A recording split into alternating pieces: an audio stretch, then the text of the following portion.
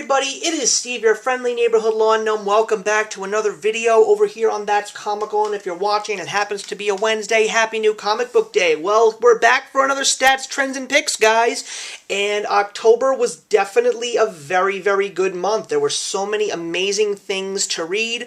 I mean, when you take a look at the numbers, we'll get right into it. You can see that this is the most books that I've accumulated in a single month, a total of 64 reads. But take a look at this, guys. DC has beaten Image out by 2 books for the top spot in regards to my most purchases through one company. And that's actually because of the fact that there were a couple of books on Image that got rescheduled. When I first started taking a look at the numbers for October of 2024, Image was very much way ahead. But of course, the indies are still doing very well, as then you get to look at Marvel. And Marvel is still lagging. They have definitely fallen from grace this year, and I'm thinking about what my purchases are going to be like going into 2025, because we're almost there now, guys. We're going into November of 2024 right now.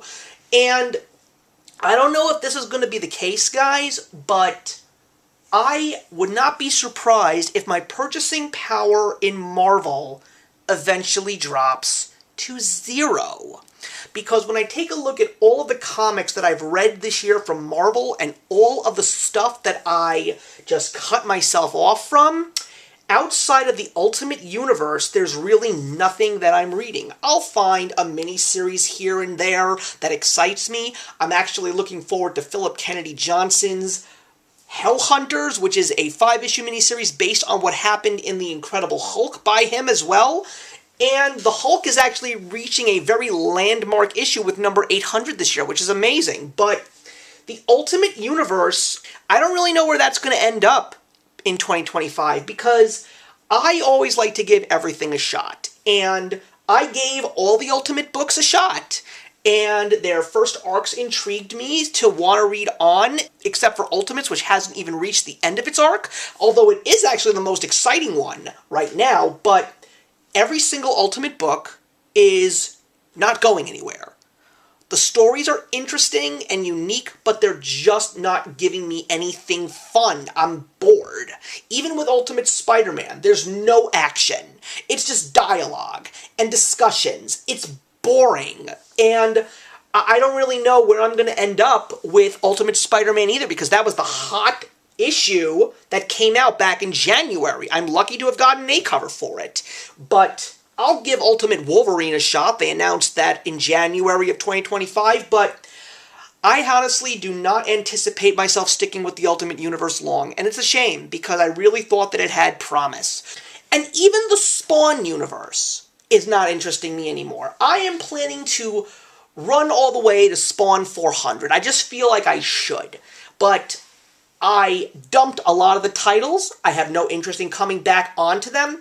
And except maybe for 1 or 2 of the new miniseries that the Spawn universe has given me, nothing is interesting me. I'm already dumping Rat City, and I'm going to be dumping Sam and Twitch case files this year as well.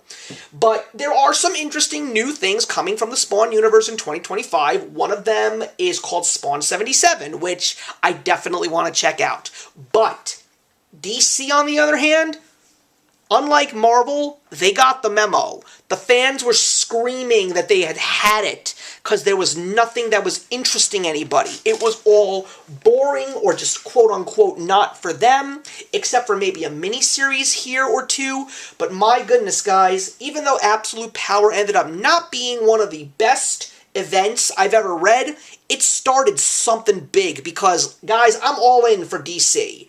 I have started each of the brand new story arcs that have interested me, as well as the Absolute titles, and I have to say, everything that I have read has been fun or just simply awesome. Absolute Batman blew me away. Let me just say that.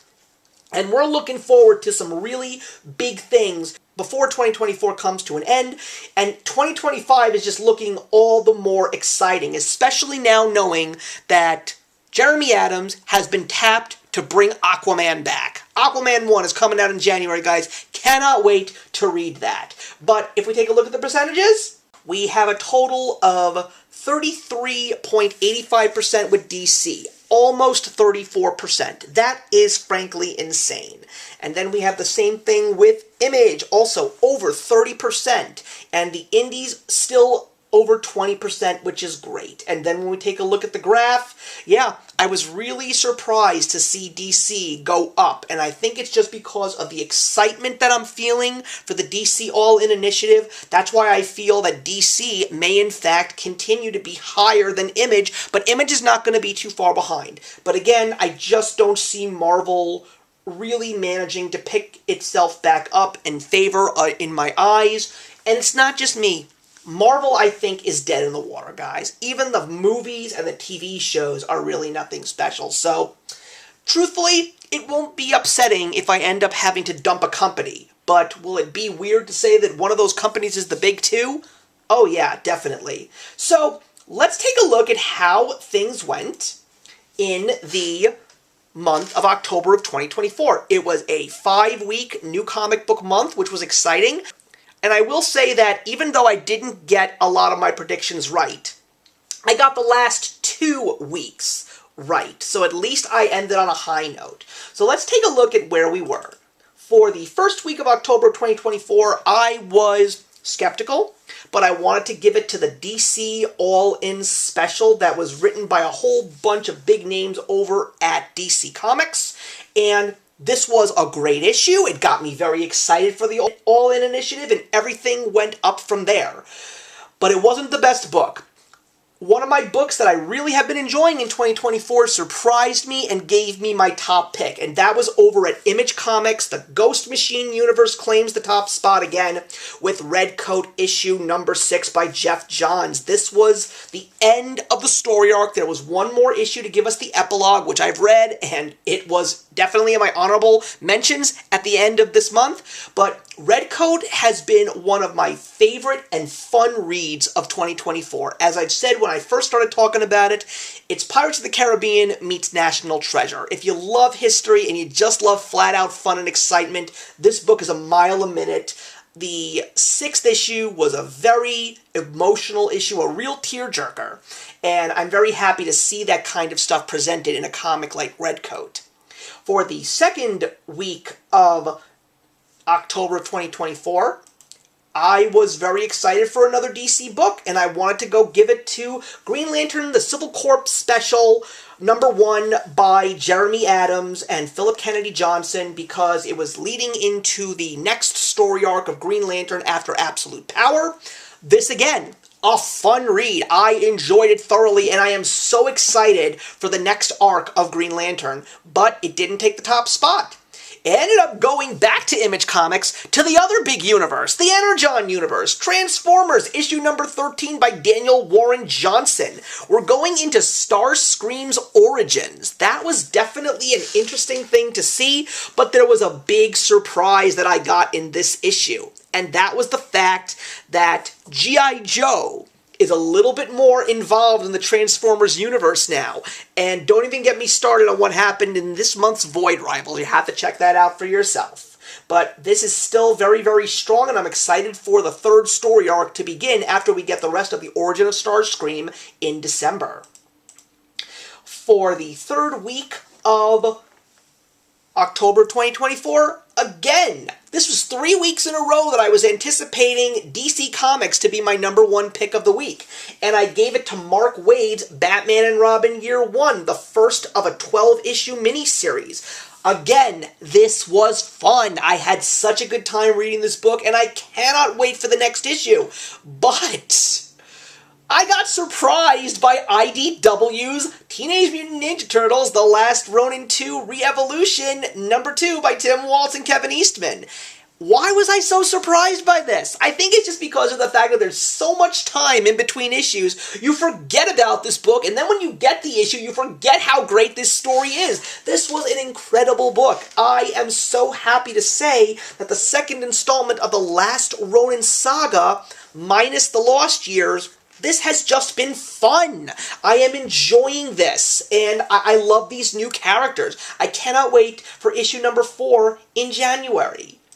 And then we got on track. I was thinking that for the 4th week of October, I was going to give it back over to the Ghost Machine universe and the end of the first story arc of Geoff Johns' Rook Exodus, issue number 6. Oh man, was this a great issue. This has been my biggest surprise from the Ghost Machine universe. This is my favorite book in the Ghost Machine universe. Not to mention that I really do love Redcoat, but this wasn't the only book that got the top spot. Guys, we had a tie. I gave it not only to Rook Exodus number 6, but also the second issue of The Moon is Following Us by Daniel Warren Johnson over at Image Comics. The second issue of a 10-issue miniseries. The first issue was definitely all over the place and gave me a lot of intrigue, but still very entertaining. Issue number 2 tells us why we're here and where we started.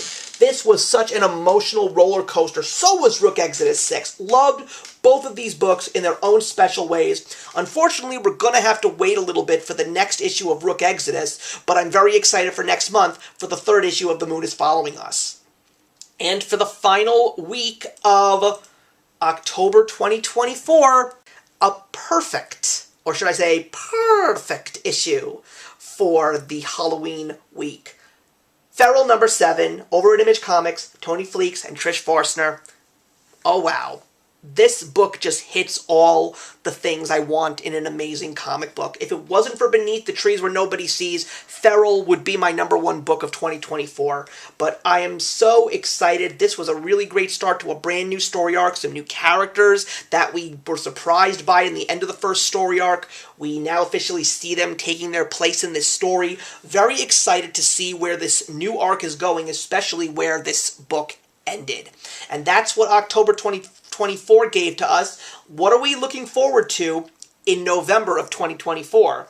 Well, I think this may be a first for me, but I am predicting my top picks to be entirely number 1 issues. There are some great reads coming, especially from stories that I'm continuing to read, but this month is giving me some brand new number 1s that I am just so excited and hyped for. So let's begin with the first week of November 2024.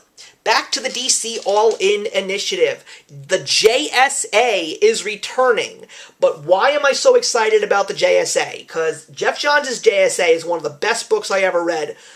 But Jeff Lemire is writing this one. So I am so excited to see Jeff Lemire's take. He's one of my favorite writers. He's been giving me so many great books for the last 5 years. To see him coming back to the Big Two and giving us his take on JSA, I cannot wait to see where this goes. For the second week of November of 2024, I am going to go over to Image Comics and praise the brand new addition to the Energon universe. So we have gotten so many G.I. Joe miniseries, and at the end of Dan Waters' Destro, we got a very big thing showing up. So now, of course, the miniseries are over, and the main story is beginning. G.I. Joe number 1, written by Joshua Williamson. This couldn't be the best choice for writers. He did such a great job with the first 2 G.I. Joe miniseries, Duke and Cobra Commander. Very excited to see where he's going to take the G.I. Joe section of the Energon universe going forward.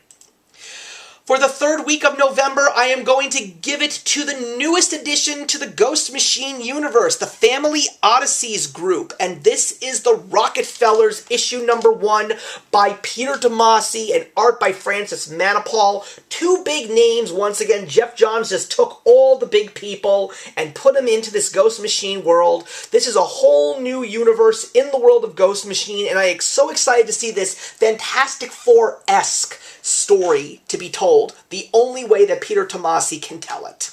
And for the final week of November of 2024, Thanksgiving weekend, I'm going to conclude going back to the DC All-In Initiative and the newest revitalization of the Justice League. We've got Justice League Unlimited number 1 by Mark Waid and art by Dan Mora. Yes, I know Dan Mora has unfortunately left Batman Superman World's Finest, but Mark Waid does remain. But knowing that these two are still teaming up to give us the brand new incarnation of the Justice League that we haven't had for a while now. We haven't had a Justice League issue since the start of Dark Crisis, I think 2 years ago. So knowing that we're going to get Justice League back in a whole new way, in this incredible story that is coming out of the Absolute Power story just makes me all the more excited. And that's going to wrap everything up for a new episode of Stats, Trends, and Picks for November of 2024. Please leave your comments in the box below. Let me know if I missed anything. Let me know what you enjoyed the most in October of 2024 and what you're looking forward to in the month ahead.